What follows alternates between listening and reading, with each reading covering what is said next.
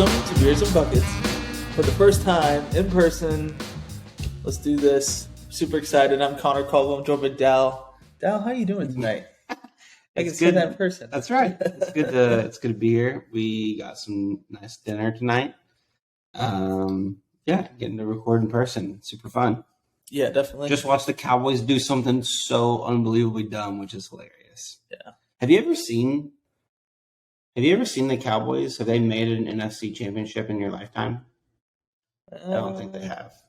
I don't think they have. Well, I don't know. If they have it, it would be like when you're like years old. Yeah.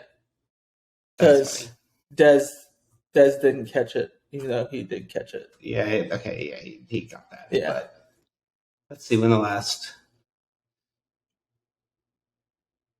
Also, while he's looking that up, we apologize for the audio. We are recording from the beautiful Fountains Resort in Orlando, Florida, but we did not bring any microphones. We're going off strictly laptop microphones, so it's not going to sound great. We apologize. Oh yeah, they won the NFC in '95.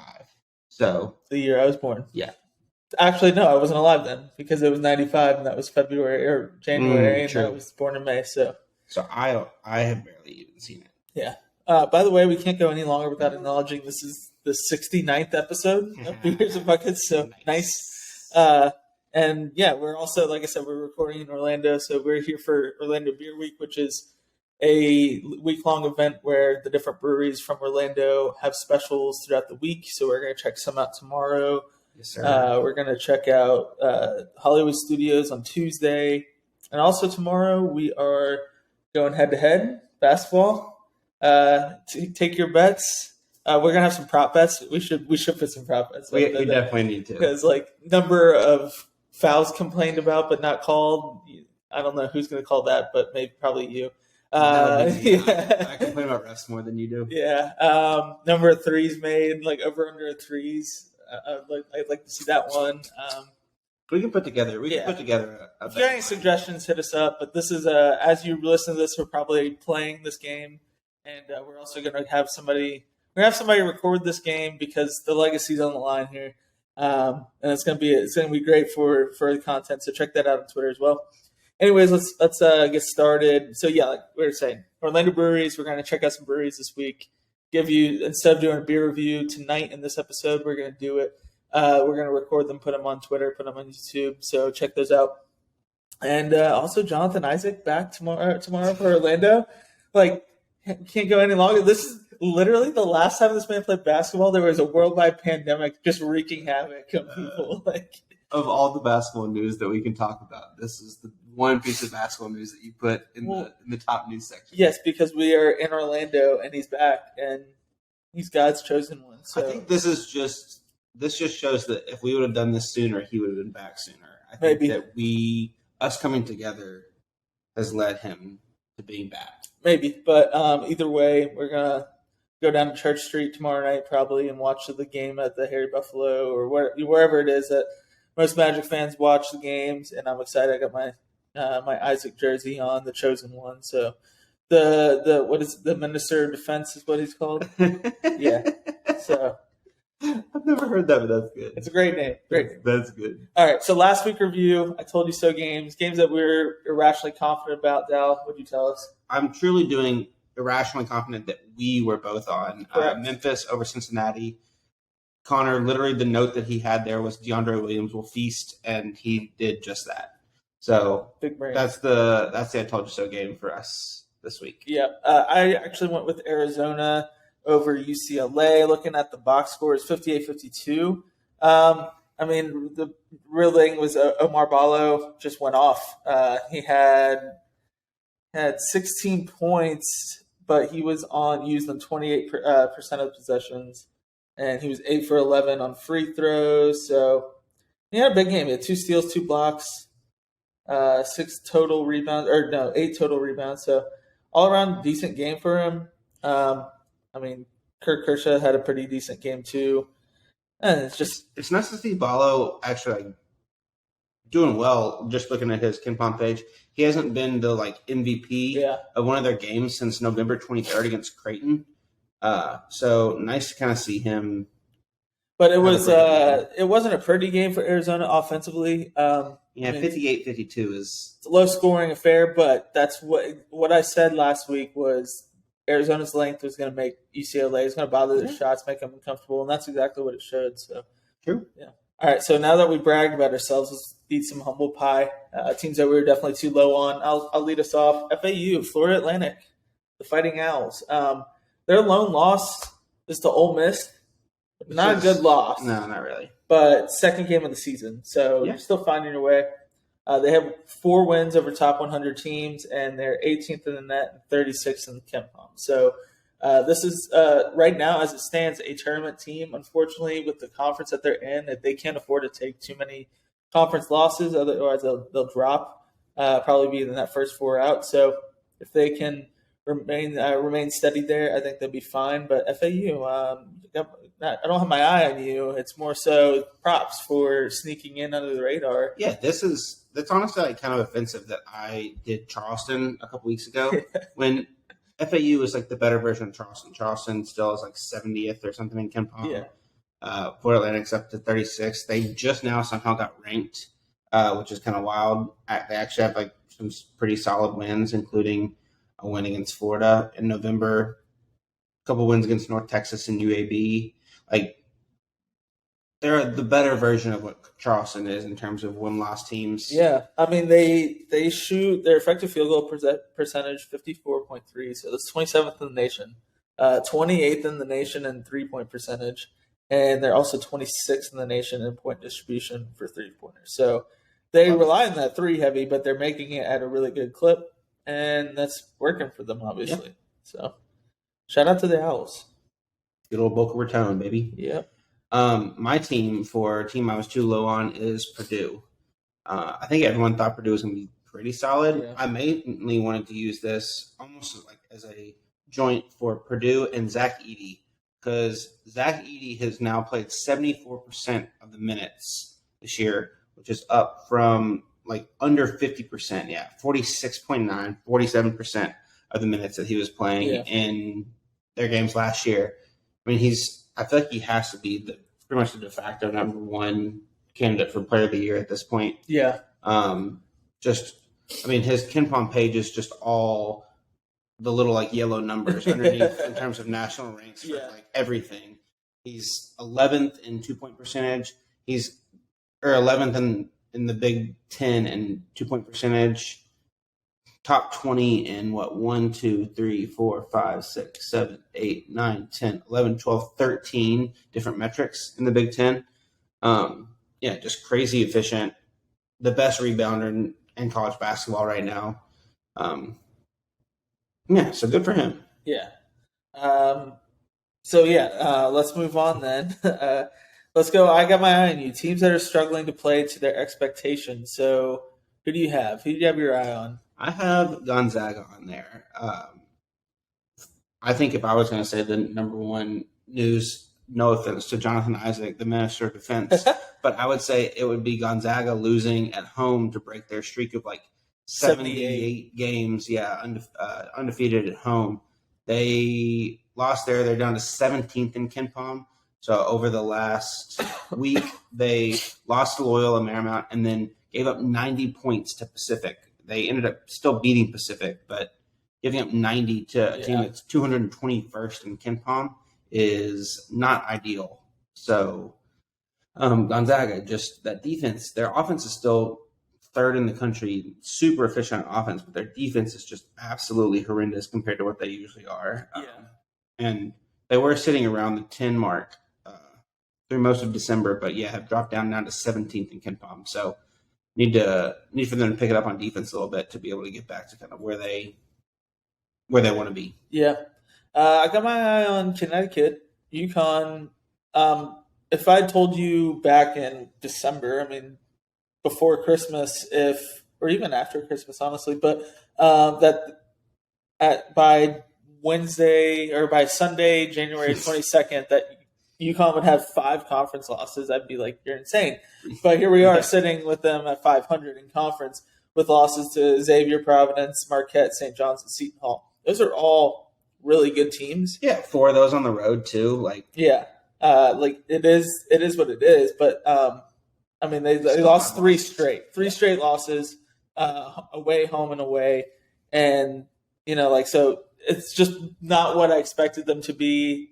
Even at the start of the season, when I said that UConn was going to be a really good team, but looking at their page, it's like they're struggling. However, it's kind of negated today with a 30-point win over Butler, but they still have to play Xavier. They get a little bit of a couple bye weeks or a couple bye games with DePaul and Georgetown, but right back at it with Marquette at home in a couple weeks. So just watch out, UConn. I got my eye on you.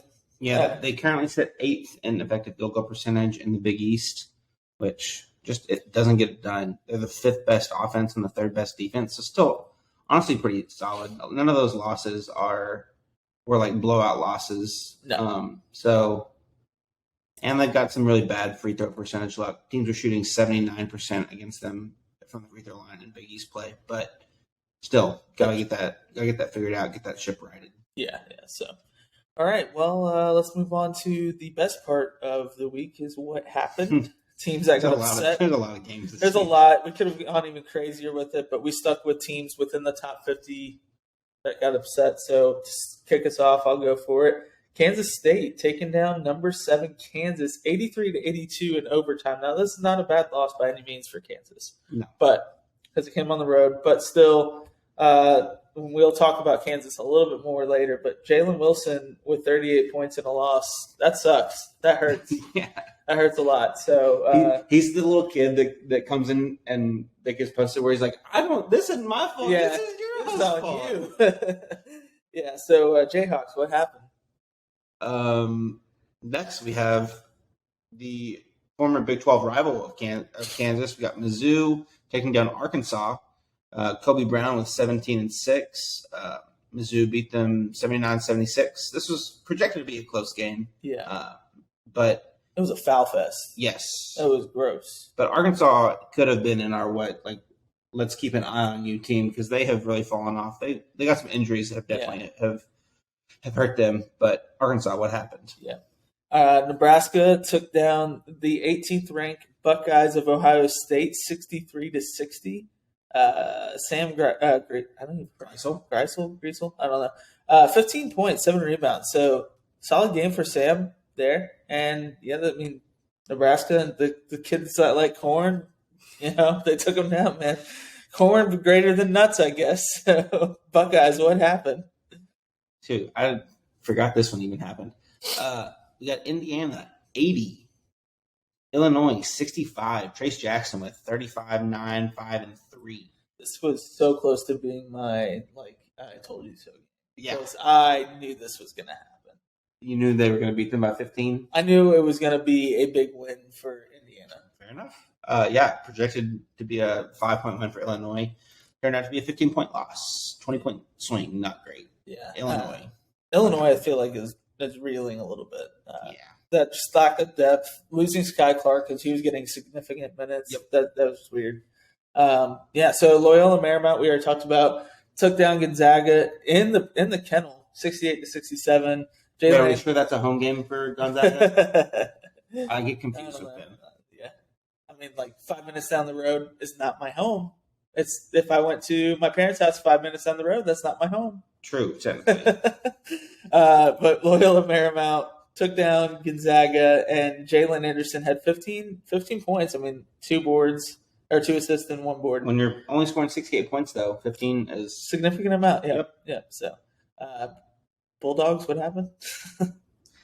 What is Loyola Marymount's mascot? No idea. Yeah, I got no idea. Next game, Washington 75, Colorado randomly 46th in Ken Palm. Was shocked to see this. Yeah. But what happened was the former Wildcat Keon Brooks came through with 25. To score a third of Washington points and beat Colorado. So, Buffs. What happened?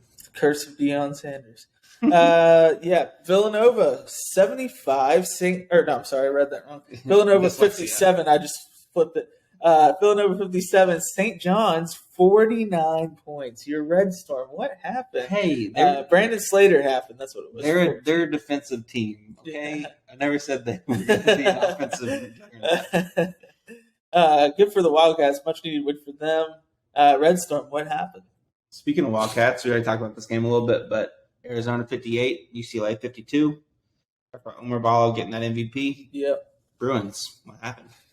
USC 77, Arizona State Sun Devils 69. Not nice because they lost. Drew Peterson. Not nice. Drew Peterson with 19 and 8 and 4. That's a good stat line right there. Two blocks and 3 steals. He did everything in that game. So, what is it? Sun Devils, what happened? This is honestly the game that I should have picked from I Told You So, even though I don't think I actually told you so. And I don't think you would have called it by 23 points. No, but, that's irrelevant. We got TCU and the Fighting Mike Miles's taking on Kansas. After Kansas losing to Kansas State, getting absolutely whooped at home by TCU, 23 points. Shahada Wells is the MVP here, and you could have even taken him out of the game, and they still would have won. Yeah. 17-5 with 4 steals for him.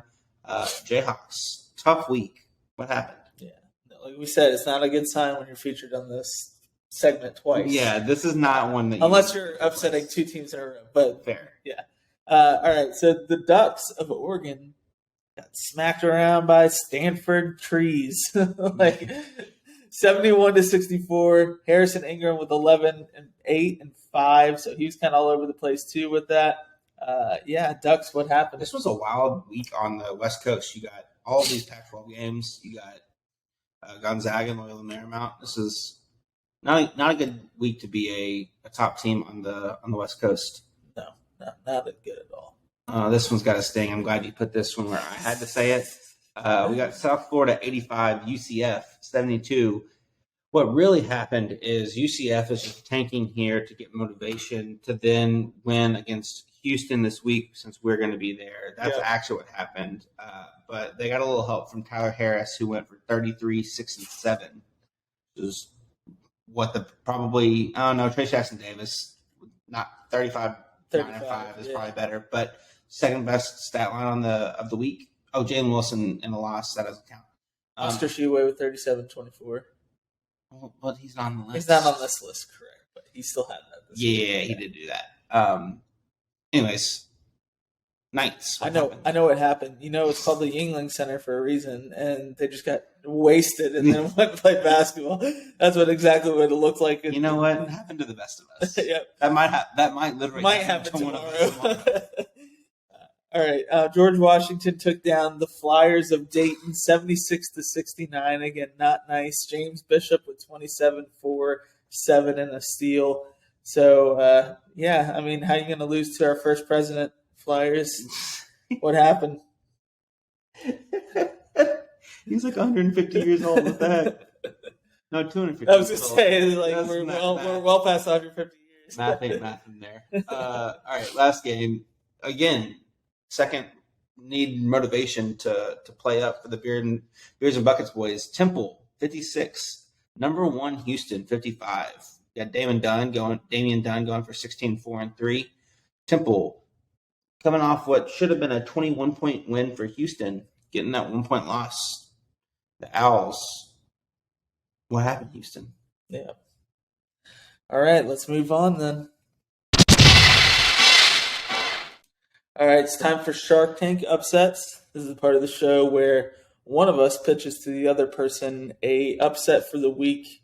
Got to be ranked higher than the person that they're playing against, and Ken Palm can't say that they are going to win. So the other person will either be totally out to buy a pint, case, pony keg, or the whole brewery. So, Dowell, what do you pitch? We're doing a whole brewery? We've done that last couple of weeks. Oh, yeah, you're right.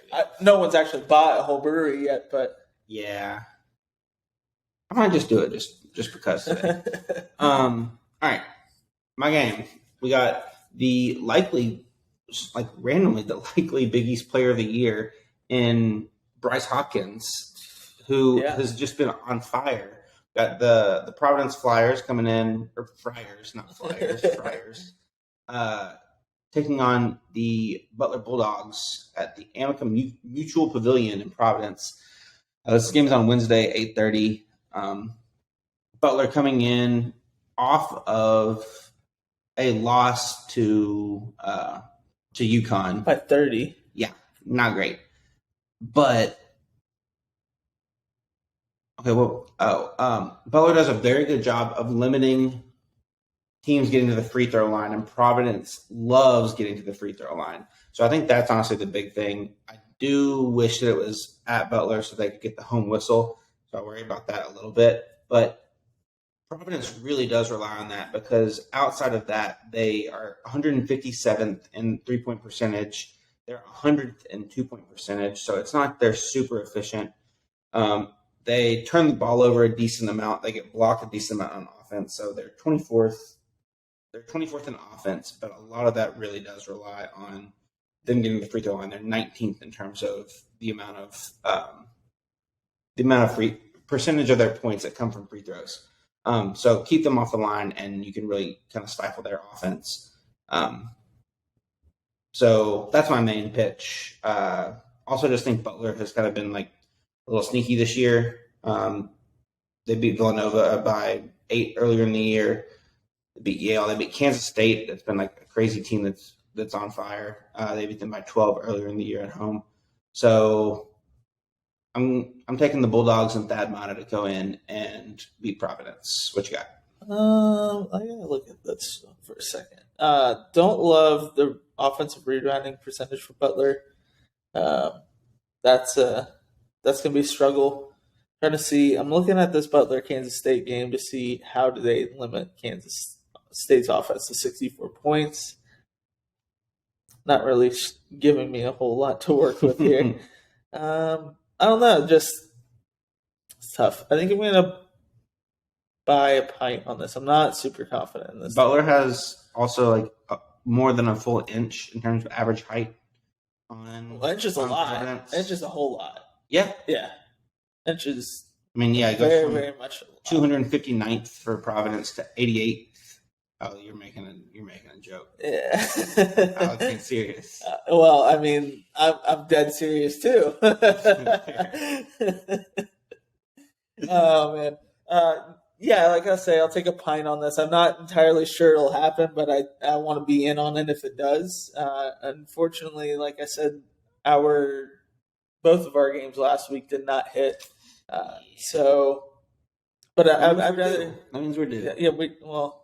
Yeah, I think we said that last week too. But yeah, we're even more due. I guess. But yeah, I'll take a pint on it. I'm not super sold on it just because of how they struggle at getting to the line, and they struggle to get offensive rebounds. I feel like you need both of those things for an upset on the road. Yeah, that's fair. And they don't, they get the ball stolen from them a lot. So don't love that. But like I said, I'll take a pint just because upsets happen all the time without rhyme or reason. So that is true. We can't totally just knock that out. So you got a pint, buddy. Congratulations. Okay. Thanks. Sharks, welcome. And thanks for joining me in sunny Orlando, Florida for this event. Tuesday, January 24th at 7 p.m. on the ACC Network in Raleigh, North Carolina. Number 160, Notre Dame's taking on number 41, NC State. Now, Dowell, did you watch any of the NC State game yesterday? I sadly did. And what happened in that unfortunate game for NC State? Well, you know what? We always talk. I'm the major proponent of Traquavion Smith. And he likely, considering that he got taken off in a stretcher, will probably not be playing. Probably will be missing this game.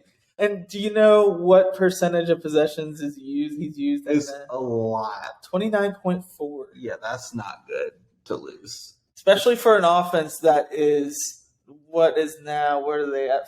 44th in the nation. Just pretty good offense. For somebody to be used that much on an offense this efficient, that means taking your key guy out will cause them to struggle. Now, on the flip side, Notre Dame is they're not the greatest team. Obviously, they were in your team to watch last week. Um, however, their defense is terrible. So, but their offense is fine. Their offense is 84th. It's not perfect, but they are 32nd in the nation in 3-point percentage. They are 60th in the nation in free throw percentage. They are 5 in non-steal turnovers. They're 27th in steals percentage. This is a solid offense. I think Mike Bray can come in and take care of business on their road against a team that just lost their guy. This is going to be like who can step up for NC State. This might be a couple of games for them to find out who that person is. So this is why I'm more preying on the fact that this NC State team has questions more so than Notre Dame has it figured out on this one. Yeah, no, I like. It's tough. This one's like kind of cheating because a little bit. You're taking advantage of the fact that he's out. However, NC State is still favored. True. And still ranked higher. So this is honestly going to be an ugly, ugly game. Yeah. Without Jacoby Smith there. Because Notre Dame's offense is 11th in the ACC and 15th in defense. NC State is 10th in offense, even with Jacoby Smith. The big thing is going to be their defense. And if after watching that NC State game, the thing that I really am worried about is them just throwing the ball to that DJ Burns guy, who is just a massive human, and just having him back down, because they were actually getting a lot of good offense out of that, even against a North Carolina team that has some pretty solid big men. I'll go a 6-pack here. I do think it's going to be kind of jarring, and I think Notre Dame will have some ability to use the tape that North Carolina created with them and going to him so much. But I just worry about him getting guys in foul trouble, and because their bench is so limited. Very limited, yeah. They literally only have 7 guys on their depth chart. So, yeah, I'll do a 6-pack, though. JJ Starling has been really good, has kind of come on recently and played well. Yeah. So I say that. He had 3 points in their loss to Boston College. Okay, that's not helping my point. But we'll go a 6-pack anyway. How many minutes did he play in that game? 25. Yeah, that's not great. Why are you only taking 2 shots? Only taking 5 shots. That's dumb. Weird. I don't know. But NC State probably going to lose just because they're reeling. Questions about who leads this team now that Jacoby Smith is out, and probably going to be done for the season if we're being honest. I can't imagine that he would come back from after the Tua situation earlier in the NFL season. Yeah, that's really tough, especially with this draft stock being what it is. So we'll see. But, all right, it's time to move on then. NBA fans, the NBA action is just getting started, and so are the incredible offers at DraftKings Sportsbook, an official sports betting partner of the NBA. New customers can make any $5 NBA pregame moneyline bet and get $200 in free bets if your team wins. Check this out. Right now, everyone can earn up to 100% boost with DraftKings stepped-up same-game parlays. Go to the DraftKings Sportsbook app, place a same-game parlay, and combine multiple bets like which team will win, total rebounds, total points scored, and more. With payouts bigger than ever, DraftKings Sportsbook is where I go to bet on the NBA. Download the DraftKings Sportsbook app now. Use promo code TBPN. Make any $5 bet this week and get $200 in free bets if your team wins. Only at DraftKings Sportsbook with promo code TBPN. Minimum age and eligibility restrictions apply. See show notes for details.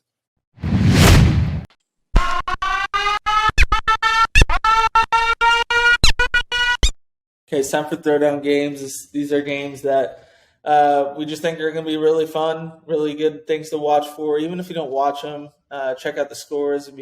They have a lot of implications for them, so tournament implications. So definitely check them out. Last week, Dowell had 8. I had 13. So on the season, I'm up 4 weeks to 3, and I think I'm up by 2 on total games picked. So we're pretty close, pretty back and forth here as we go.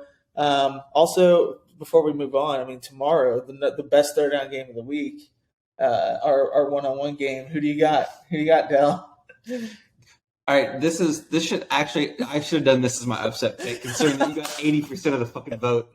But I think I'm gonna bet on myself here and say that I will take the thing. I have been saving this and wasn't even going to mention it, but now I will. It's pretty windy here, which hopefully it continues to be, because of the two of us, Connor is probably a better shooter than me. But it's hard to shoot in the wind because we're going to be playing outside. So hopefully that continues. That'll give me a little bit of advantage. This is his home. We are technically. This is my Gonzaga home court. Yeah, this is your. True. You have literally been here before, so more home court than I have. Yeah. But yeah, I'm gonna go me on this third game. Yeah. Well, obviously, here, I'm literally gonna add this to the list because it needs to be in here.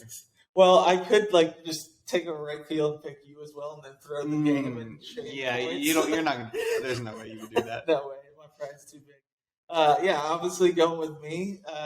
The voters voted correct. I mean, the voting's still up, so if you're listening to this, I think it's still up until 1 o'clock.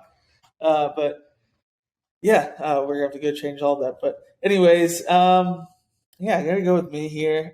We have to determine what the score will be, and I definitely want to do make it, take it, but take it after 3, so that way there's an opportunity at there's an opportunity to get defensive stop. You don't have to get a defensive stop. Yes. Whoever gets first to get to the 3 gets the ball back, whatever. But we'll make sure to get that filmed up, like I said. Anyways, the real games. 9 p.m. in Waco, Texas. Number 9, Kansas, taking on number 14, Baylor. Ken Pom says 76-74 Baylor. Who you got, Dal?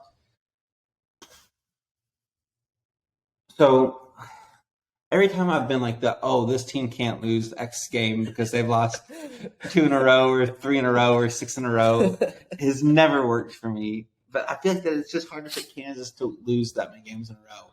But I'm with you on this 100%, though. But it's Baylor at home, so I want to go Baylor. We've seen Baylor lose at home to weird teams too.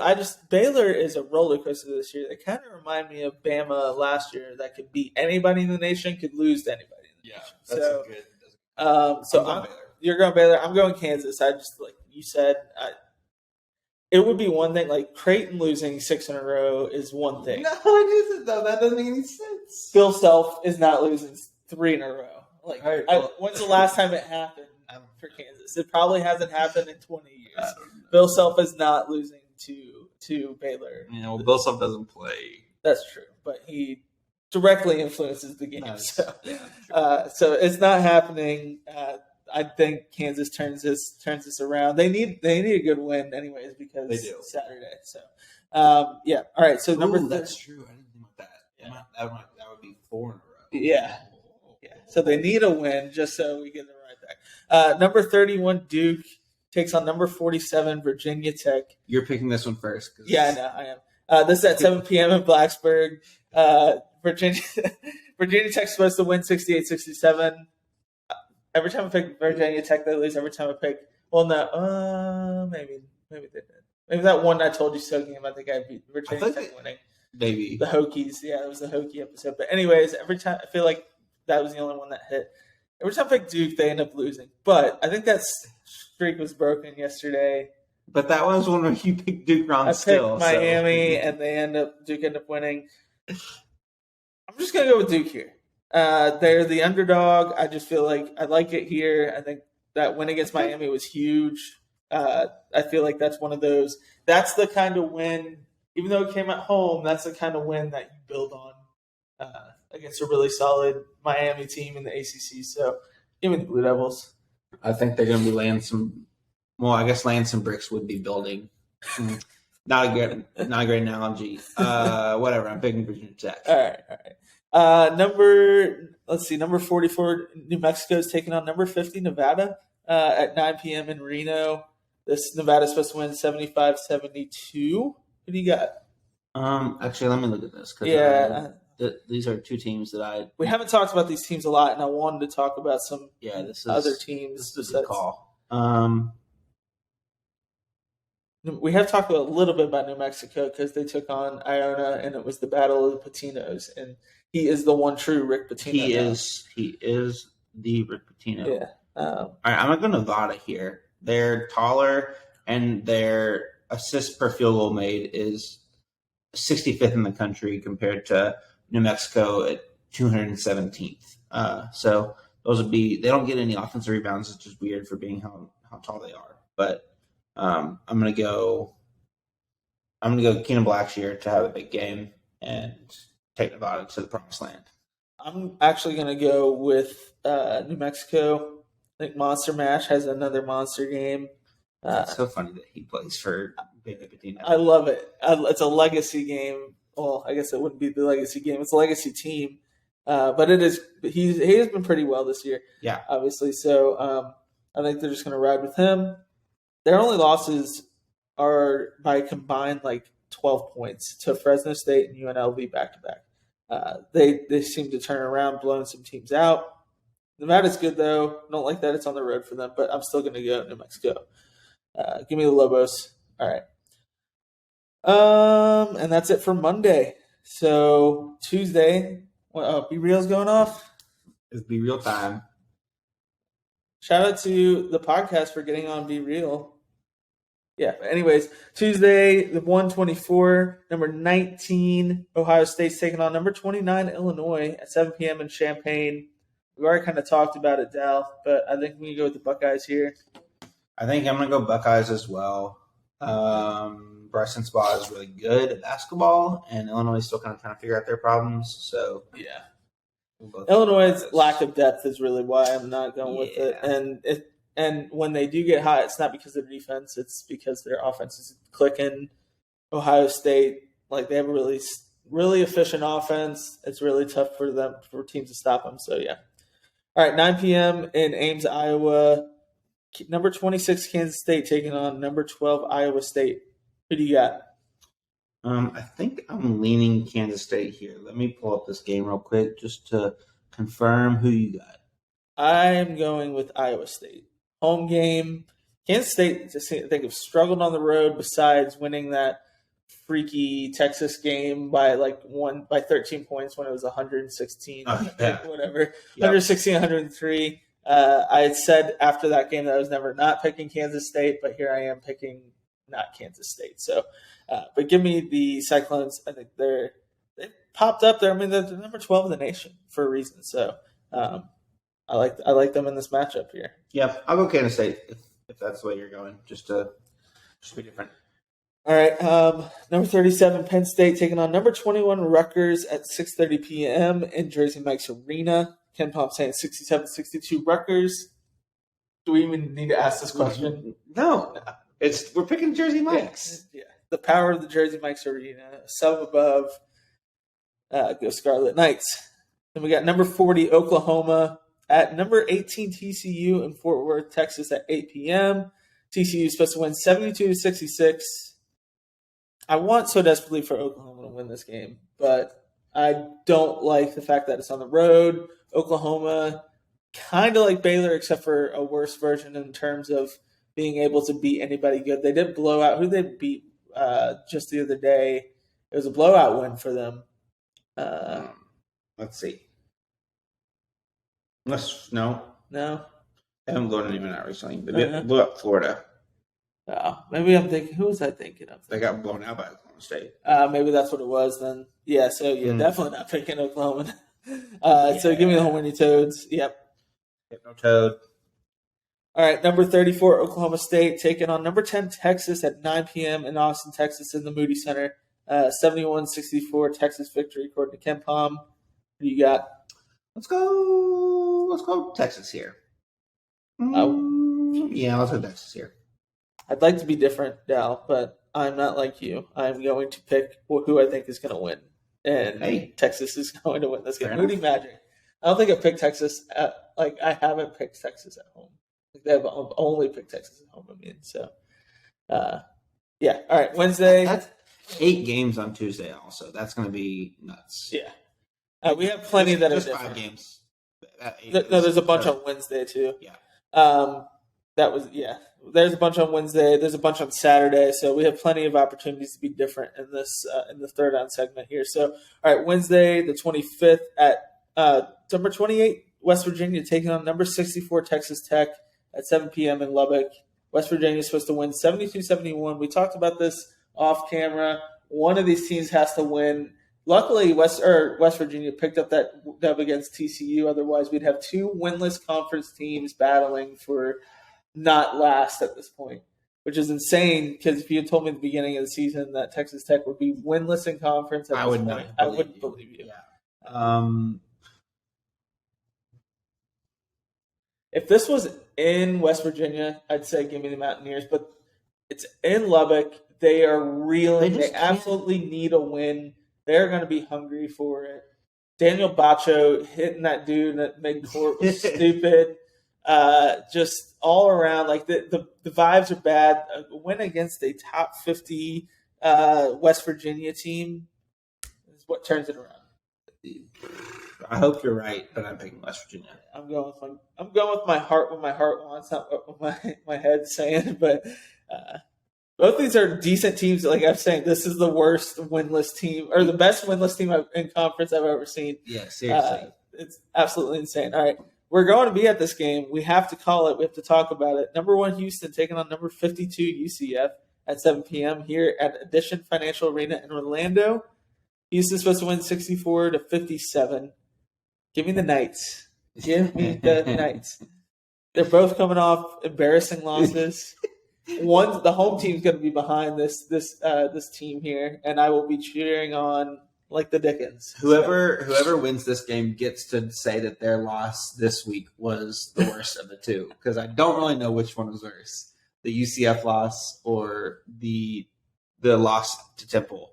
I'm going to go to the Cougars, though. Okay. Number 22, Xavier's taking on number 6, UConn at 6:30 p.m. in Connecticut. UConn's supposed to win 83-74. Who do you got? Let's go Connecticut to right the ship. I'm going with Xavier here. I think they've just been better. Despite what Ken Pom says, I think Xavier's been more consistent this season. They don't really have a lot of bad losses. They have one loss that came at home for sure that was like they should have ended up winning when it's all said and done. But they're just a solid team all around. Sean Miller's got them right where he wants them. So if this was in Cincinnati, I would be on Xavier. But yeah. I think that it's in Connecticut. So I'm going to go UConn. Yeah. All right, number 46, Utah State's taking on number 27, San Diego State at 11 p.m. in San Diego. Aztecs supposed to win 77-72. I'm going Utah State on this one. Home court advantage doesn't really apply to San Diego for some reason, from what I've seen. Yeah, the crowd is very not high there. I mean, honestly, it might be it. I don't know. It's an all outdoor arena. Like the concourses are all outdoors, which is like super weird. I don't know. It just like was very low energy when we went. Yeah. Granted, we went on like a weeknight to a team they were playing that was bad, but you are correct. I don't think home court advantage is like super advantageous there, but I'm still going Aztecs here. They just haven't. I feel like they haven't been tested in a while. As San Diego State hasn't. So, I mean, they had a loss. Like Colorado State, they won in overtime. Air Force, not a great team. They lost to New Mexico. They beat Nevada. But I mean, it's been a while since they had a good team. Yeah, I mean, this is the best team they played since I got out of New Mexico, which is pretty much the same team, the best team they played since the beginning of December. Yeah, and if you look at Utah's like last few games or whatever, the only teams that they lost to in the new year has been two top 25 or top 50 teams. So in Boise State, and Nevada. So they have good losses there. So yeah, give me the Aggies. Number 48, Texas A&M taking on number 16, Auburn in the jungle in Auburn, obviously. 9 p.m., 73-65 Auburn victory according to Ken Pom. Who you got? I'm going to go with the Tigers here. Texas A&M I don't think Texas A&M has the guards to really fully take advantage of how poor the Auburn guards are, and I think Auburn's big men are a little bit better. So I'm going to go Tigers. Counterpoint, Auburn doesn't have the guards to True. do that either. However, I am going to go with the Tigers too because this is happening in Auburn, and they get the friendliest whistle in Auburn. You do. Is it still as bad as it was last year, or I don't know if it's as bad as last year because they don't have a top 3 lottery pick playing, but they still do get a friendly whistle. They do in the jungle there. I'm also bringing up the guard point just to say, like, I like Auburn's bigs a little bit better, and so Texas A&M would have to make it up on the guard end, whereas that's and if these Auburn guards really struggle away from home too. When they do, they're not great. They struggle away from home. The fact that it is at home, it helps them a lot. They get that crowd rocking. Katie Johnson look like a penguin out there. Will be fine. Looking like Rico. Yeah. So status report. Thursday the 26th, number 4 UCLA is taking on number 49 USC at 9 p.m. in the Galen Center in Los Angeles. So UCLA is supposed to win 70-64. I'm going with the Trojans here with the upset. Would never have been able to come up with what the name for USC's arena was. I know. You could have given me a million guesses and I would have gotten it. I'll go UCLA here. Obviously, a home game for USC, but obviously same city considering LA. Not really much of a home court advantage there. And that UCLA defense is just really, really just good. However, I think I watched this game. This is a rematch game. So they played earlier at UCLA in Pauley Pavilion. I think it was a really close game, if I'm not mistaken. But either way, USC has what it takes. I think they just didn't execute fully. Being at home, this might help. So the execution piece, I think, is the thing that really does scare me, though. USC is really bad about giving up offensive rebounds, one thing that UCLA does well. Yeah. And they turn the ball over a lot, which UCLA is 8th in the country in forcing turnovers. Yes. So those two things just made me think that it's UCLA is going to be totally for lose.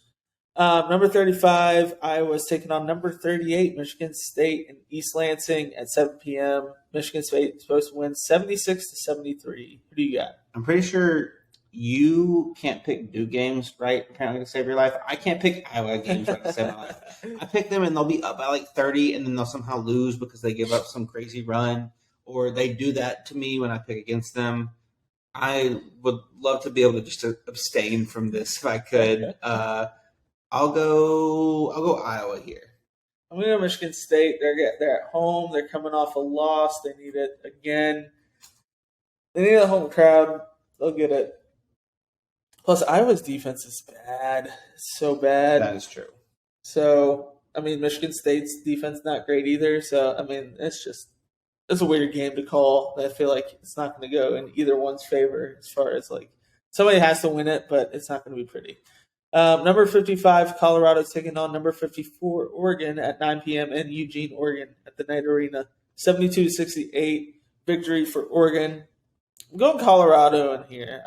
Just like with my Duke games, I picked the Oregon games completely opposite every time. But give me the Buffs. I think they need the bounce back win too. I think the true loser of this game is going to be anyone that watches it and has to deal with that stupid court.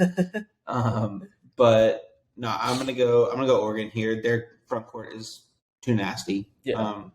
And I already said that I was surprised that Colorado was ranked in our What Happened games. So one of the few teams to beat Tennessee this season. So there's that. Fair.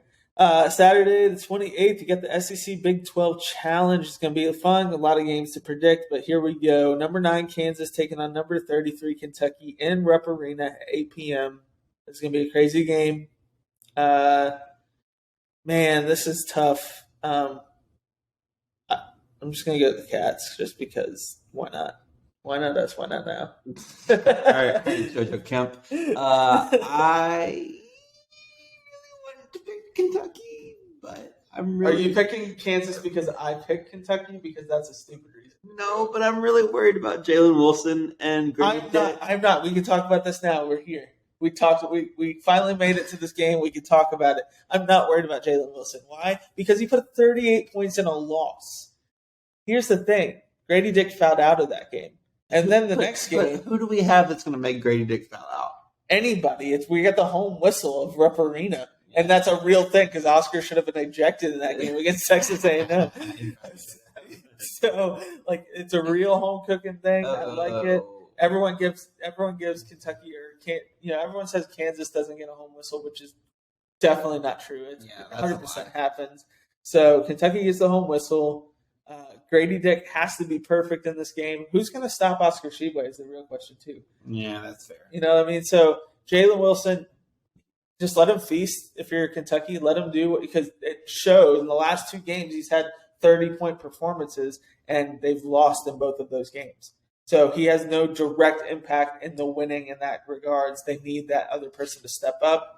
I'm happy if we don't test that theory and don't let him go correct. For like 40. if we hold him to like 9 points, obviously going to be happy. But I'm saying is that there is a chance that he could go off and you still win the game.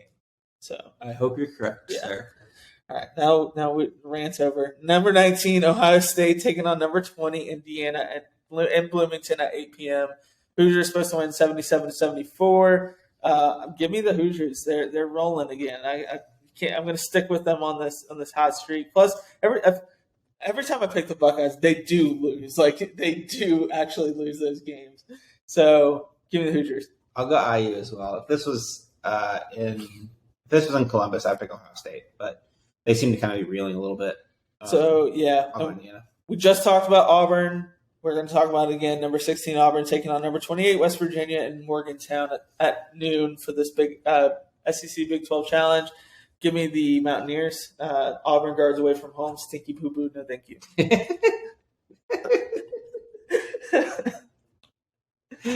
Never fails to get me. I'll go West Virginia. I'll go Auburn. Go with who you actually think is going to win. Yeah, but like sometimes I really do I don't have a strong opinion. Okay. So I'll go contrarian on this one. I also just do think that Auburn's big men are the best group in this game. So I'll go with that. That's true. Number 22 Xavier's taking on number 13 Creighton. Wild that Creighton's 13, by the way. At 12:15 in Omaha, Nebraska. So who you got? Who you got in this one? I'm going the Blue Jays. They can't lose however many games in a row. That's never bitten me before. Man, actually, yeah, I'm not going to go contrarian on here. I want to go Xavier because they have been the better team so far, but I picked them to win at UConn. I don't think they're going to win 2 road games like that in a row against top 25 teams. So that's tough. That's a really tall task to do. So, yeah. Give me the Blue Jays as well. Number 23, Arkansas taking on number 14, Baylor at 4 p.m. in Waco. Baylor's supposed to win 78-73. I got the Bears in this one at home. They're very similar teams, though, in terms of expectations. Yep.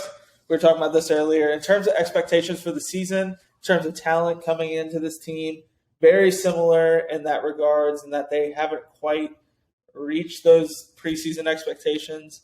But also, Anthony Black is just an absolute turd. I can't stand him. What? I like that a lot. So I really didn't have any strong feelings on him until the Vanderbilt game.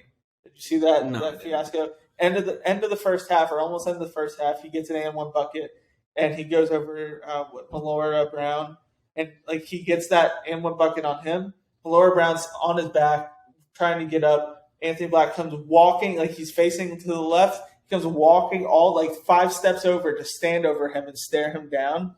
And then somebody comes and shoves him, but from behind, this whole fight. And then there was like 8 technical free throws assessed plus the foul free throw. So 9 free throws total given to Arkansas to give them like a 14-point lead. That's chaos agent right there. But Vandy came back. Anyways. Gamesmanship. As he finishes his free throws, which this is on Vandy for having that stupid court. With court, it's awful. Where you could see the whole bench for the team. As he finishes making free throws, he goes the crybaby face. We love a classic crybaby emotion. Too. No tech assist. That's hilarious. On a technical free throw, no tech assist. Love it. Just absolutely insane. And this is a villain team in Arkansas. It really kind of is.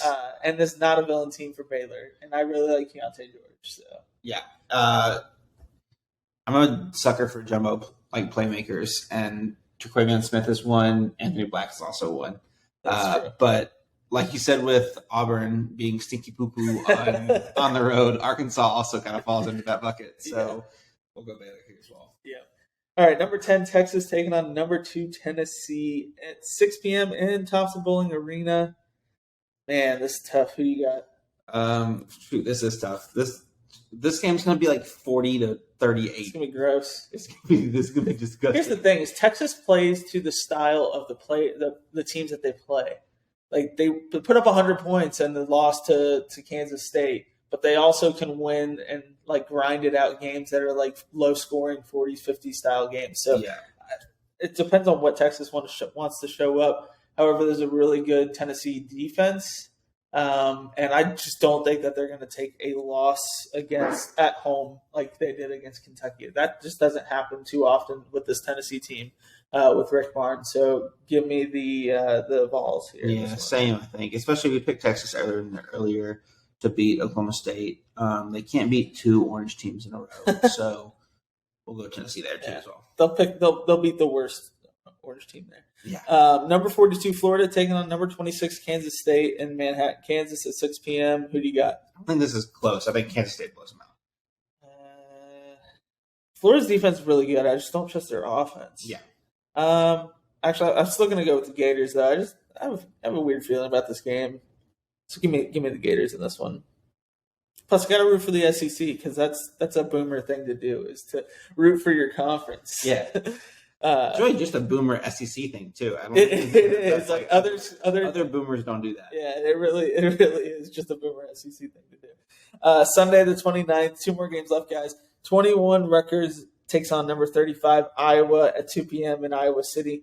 71-70 victory for Iowa according to Kevin Palm. I'm going to go with the Hawkeyes, home team. It's not a Jersey Mike's.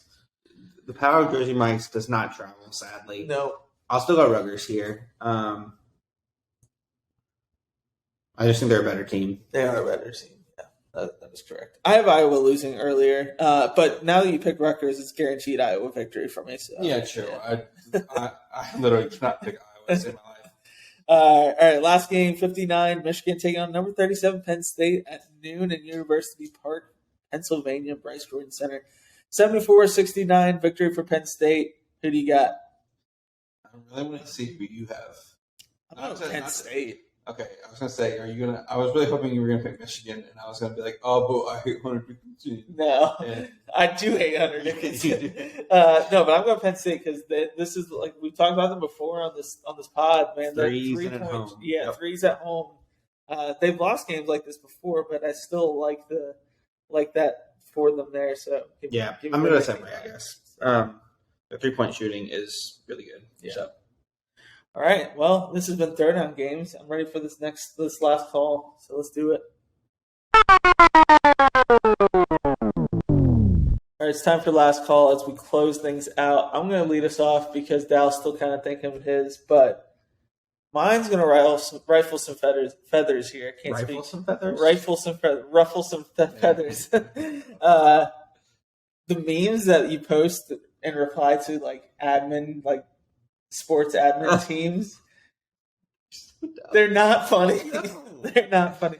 There hasn't been one that I'm like, ooh, this is actually funny, that are like the oversaturated deep fried memes with the laser eyes and stuff like those. If you know the people that post them, it's a little funny, but it's still not that funny. The you lost to fill in the blank, just. This is the most boomer take I'll ever have on this podcast. But I still think those aren't super funny. But if you enjoy them, then do them. And just be prepared to eat those when your team loses. And it's going to happen inevitably. But I think, especially after St. Peter's lost, I really did not find those funny at all. And people still bring up that loss as if it wasn't an Elite Eight team. As if it wasn't a team that literally made it to the Elite Eight. It's not like they got bounced. It's not UMBC. They didn't get bounced the next round. They made it to the freaking Elite Eight and beat Purdue, but Kentucky takes all the heat for that. So Kentucky fans in Kentucky need an apology, or not an apology, but a thank you note in our mailboxes this March for taking that loss to St. Peter's and allowing St. Peter's to go all the way to the Elite Eight. But yeah, we're taking credit for that now. yeah, because that was a good freaking team, and that could have gone. Who they end up losing to? And that was it Duke? No, it wasn't Duke. No, it wasn't Purdue. Purdue lost to them. Yeah, I know because I won $400 on that game. That's me with UMBC. That's me with UMBC beating Virginia. That was such a wonderful game. I don't remember. Yeah, I don't either. But either way, just it's not UMBC level in my opinion. So people saying that, especially Kentucky fans using it as like they lost to St. Peter's, like they lost to a freaking Elite Eight team. Like if they had won that game, who knows what would have happened? But they lost to an Elite Eight team. It's not as bad of a loss as you're saying it is. Case closed. Fair. You had 2 points there, but yeah. I'll do mine. I like to harp on stat stuff in these on court rating and like plus minus in single games is quite possibly the most rudimentary and often completely misguided stat. It is nice to push narratives, so I understand that it's not going anywhere. And it's there. The problem is there isn't really a better metric for single game stuff because inherently anything with single game is going to be super flawed from a sample size perspective. Yeah. But when looking at it and trying to determine lineups that are good, especially in college basketball, especially halfway through the college basketball season, on-off numbers don't become even statistically overly significant in the NBA after they play 8 more minutes a game and 82 games instead of a 40 games max. And even at the end of the regular season, on-off numbers aren't the most reliable thing that you can look at in terms of stats for lineups and stuff in the NBA. So imagine what you are halfway through the college season. So I realize that this is great for narrative pushing, so it's going to continue to happen. But please don't base takes solely on that. And if you're going to have a take, please God, make your reasoning make sense, because you can make points and people can disagree or whatever. And I'm all for that. I am happy to disagree and just agree to disagree that you have a different opinion than I do. But if your point is, and I'm going to use an example from a recent interaction on Twitter, if your reason is that Severe Wheeler can't play in an offense and that they're better off playing a lineup that includes Chris Livingston and Jacob Toppin, and you say the reason for that is because Severe Wheeler is a non-shooter, so he can't play, but yet you're looking to include 2 guys that are even more low volume than him and shoot a lower percentage, that's not, your point isn't a valid one, or your reasoning isn't a valid one. Yeah. Your point can still be valid if you made the correct thing. And then you say, oh, well, it's because they're forwards and they can put pressure on the rim when he gets to the basket whenever he wants and finishes better than Jacob Toppin at the rim. Chris Livingston finishes slightly better at the rim than him. But that's also not a valid argument. So make a point and have a reasoning behind it, but don't just say your point and then try and throw shit at the wall after. Yeah. Make sure your points are smart and well thought out. And if you have an opinion on something, you have an opinion on something, like you said. But yeah, just the relentless backing of it. Just at some point, just turn off Twitter and do what I do. Delete Twitter during the weekdays. It's great. Yeah. So this has been Last Call. This has been Beers and Buckets, and it's been super fun. Make sure you follow us along, especially this week. Yeah, this week's gonna be fun. Especially this week. We will be posting a lot on TikTok, a lot on. I'm trying to get more on Instagram, but definitely active on Twitter this week. We're gonna cover breweries, and reviewing beers there. So it's not. That's why again we didn't review one tonight because we're gonna be trying so many beers this week, and we'll kind of give the reviews there. We're also gonna hit up Oga's Cantina and Galaxy's Edge, so we'll do a review of our drinks there. And yeah, it's going to be fun. And then obviously at the UCF game, you're not going to want to miss the content that we're going to post there. So make sure you check that out. Share this episode if you can. Leave a review if you can, if you really enjoy it. Yes. interact with us on Twitter if you want us to talk about more teams, or if you want us to break down something. If you have questions about stuff, we're not the go-to people. We get that, but we can maybe help you out. I am the go-to person. Sure, yeah. So we'll go with that, and we want to interact with you guys. So check us out on Twitter, like I said, and that's been the bottom line because Connor said so. Oh yeah, check out the Basketball Podcast Network. That's who we are a part of. I didn't even mention that earlier. That's the network that we're a part of. So check out their shows. We're going to have some of their guests on soon. And make sure you check out them on Twitter for more shows like this one. This has been the bottom line. This is Connor said so. Bang. You guys have a great week. Peace.